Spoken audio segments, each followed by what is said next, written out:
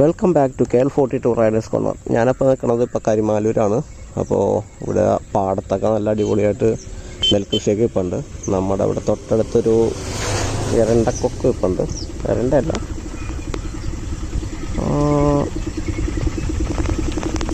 അതവിടെ നിന്നോട്ടെ.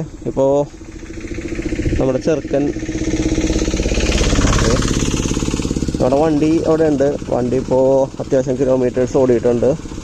വണ്ടി സ്റ്റാർട്ടിങ്ങിലാണ്.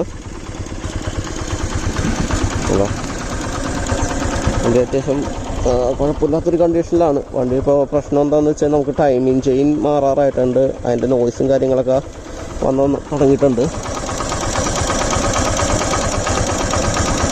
എല്ലാ ഒരു ടൈമിങ് ചെയിൻ്റെ നോയ്സ് എനിക്ക് കേൾക്കാൻ പറ്റും. അതുപോലെ വണ്ടി ഇപ്പോൾ ഓടിയേക്കണ കിലോമീറ്റേഴ്സ് എന്ന് വെച്ച് കഴിഞ്ഞാൽ 2,04,337 കിലോമീറ്റർ ഓടിയിട്ടുണ്ട്. Still no problem, no vibration,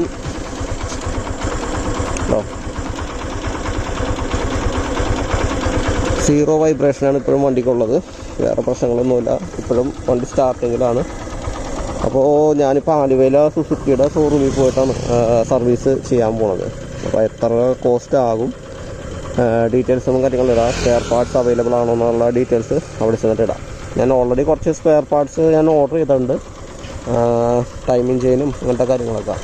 അപ്പോൾ ഈ വണ്ടിയെ പറ്റി ഡീറ്റെയിൽഡ് റിവ്യൂ ആവശ്യമുണ്ടെങ്കിൽ ജസ്റ്റ് കമൻറ്റ് ചെയ്താൽ മതി, നമുക്ക് ചെയ്യാം. വീഡിയോ ഞാൻ ഇട്ടേക്കാം. സൂപ്പർബ് ബൈക്കാണ് കേട്ടോ, ഒരു രക്ഷയില്ലാത്ത ബൈക്കാണ്. GS 150R 6 സ്പീഡ് ഗിയർ ബോക്സാണ്. 150 cc ഉള്ളു. ഏകദേശം 60 തൊട്ട് 66 കിലോമീറ്റർ മൈലേജ് കിട്ടും. ഞാനിപ്പോൾ യൂസ് ചെയ്യാൻ തുടങ്ങിയിട്ട് 1 വർഷത്തിന് മേലെയായി. എനിക്ക് ഇതുവരെ യൂസ് ചെയ്ത ബൈക്കുകളിൽ ഏറ്റവും ഇഷ്ടപ്പെട്ട ബൈക്കുകളിൽ ഒന്നാണ്. ഒരു രക്ഷയില്ല. ലോങ് കംഫർട്ട്, പോകാനുള്ള കംഫർട്ട് വേറെ ലെവലാണ്. സീറ്റിൻ്റെ ഭാഗത്തു നിന്നുള്ള പെർഫോമൻസ് എന്താ പറയുക, ഹെവി. വേണമെങ്കിൽ ഒരു ടൂററൊന്നും വേണമെങ്കിൽ യൂസ് ചെയ്യാം. ഒറ്റ സ്ട്രെച്ചിൽ നമുക്ക് വേണമെങ്കിൽ 150 കിലോമീറ്ററൊക്കെ ഒറ്റ സ്ട്രെച്ചിൽ കവർ ചെയ്യാൻ പറ്റും. ഈ വണ്ടി ഓടിച്ചവർക്ക് അറിയാൻ പറ്റും, ഒട്ടും മടുപ്പിക്കില്ല. ഹൈവേയിലൊക്കെ കയറി കഴിഞ്ഞാൽ അത്യാവശ്യം നല്ല സ്പീഡ് എടുക്കാൻ പറ്റും. ഒരു 70 to 80 കിലോമീറ്റർ സ്പീഡിൽ നമുക്ക് ഈസി ആയിട്ട് ക്രൂസ് ചെയ്യാൻ പറ്റും. നല്ല മൈലേജ് ഉണ്ട്. നമ്മുടെ കൊക്കിനൊരു മീനെ കിട്ടിയിട്ടാണ് കേട്ടോ. മീനല്ലല്ലോ, ഞൗണിക്കത്.